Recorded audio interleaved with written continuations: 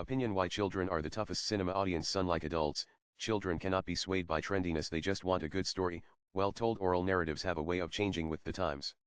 Like many timeless Indian epics, the story of Snow White and the Seven Dwarfs has many versions.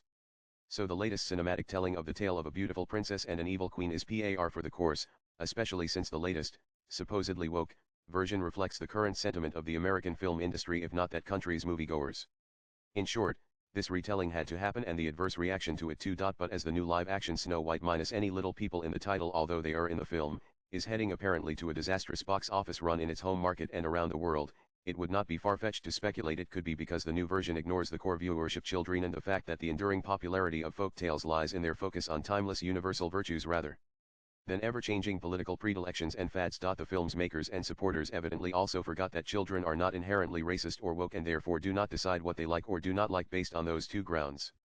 Millions of children across generations around the world who have watched the original movie and hummed the songs including this writer did not feel that Snow White was any different from themselves, unless a concerned parent, teacher, or other adult pointed it out. It is indeed grown-ups who transpose their own adult biases and preferences onto children in the vain belief that they know best and must tailor content accordingly.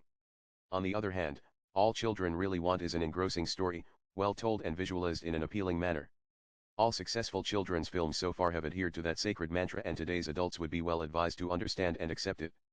Clearly Snow White's makers chose to ignore this. It would be interesting to know whether the filmmakers considered why, of all the many versions of the Snow White story that have been written and recounted since 1812, the 1937 film version has remained the most popular. Even the German brothers Grimm, who collated the story among many others from the folklore popular in 19th century Europe, watered down the more gory aspects and settled for a version that was close to what was finally animated in 1937. Folktales of yore in Europe were clearly meant for more resilient young minds than today's, given that many of the characters were more creepy than cuddly, like the witch in Hansel Gretel, and there are instances of violence like the wolf being killed and cut open by the hunter to rescue Red Riding Hood and her grandmother. What kids made of these acts of violence, especially towards wild animals, and whether it affected their attitudes towards it as adults is moot. The original stories collated by European folklorists over 200 years ago did not conform to modern norms of squeamishness, so they needed to be watered down in order to be passed on further. But the messages these stories communicate remained powerful, universal, and timeless. That is presumably why particular stories have been passed down the ages. All the more reason that the original messages should not be lost or altered at will, however noble the intention. The message of Snow White is not about becoming a people's princess and launching into political activism for a more just society. It is about the dangers of vanity and the importance of kindness, both of which have huge relevance in today's world. Why Snow White's beauty was greater than her stepmother's is because she had a good heart too. Diluting that premise with other concerns, woke or otherwise, is doing a disservice to the importance of those simple virtues. But that is precisely what is happening. The film has not been released in India yet, but people here are already primed on the main issues it has raised, none of which relate to vanity or kindness. Does it really matter to children anywhere whether the actress playing Snow White is Latina, not Caucasian? Would children think a Robin Hood type character is more appropriate than a prince? Most of all, do girls have to become firebrand crusaders for people's rights, for validation? The most unnecessary controversy, of course, is the opposing political views of Rachel Ziegler Snow White and Gal Gadot her evil queen stepmother.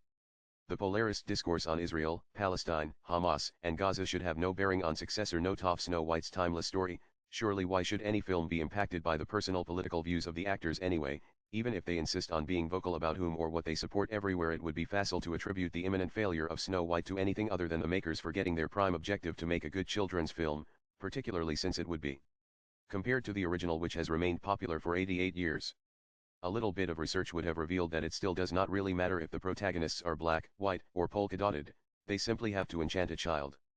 Unlike adults, they cannot be swayed by trendiness. Besides, there are many other stories that expand upon other qualities of head and heart that children should imbibe. Snow White need not be every kind of heroine rolled into one.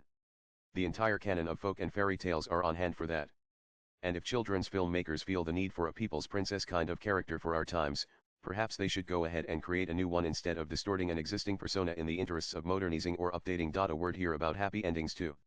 That every children's story, whatever its medium, needs to end that way is a norm of our times. It presents a skewed picture of life to a cohort just beginning their journey.